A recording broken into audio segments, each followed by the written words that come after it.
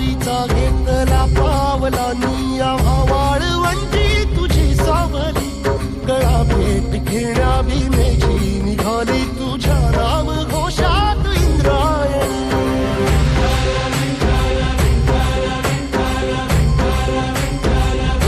भिडे आसमंती ध्वजा वैष्णवांची उभी पंढरी आज नारावली तुझे नाव ओठी तुझे रूप ध्यानी जीवाला तुझी आस गा लागली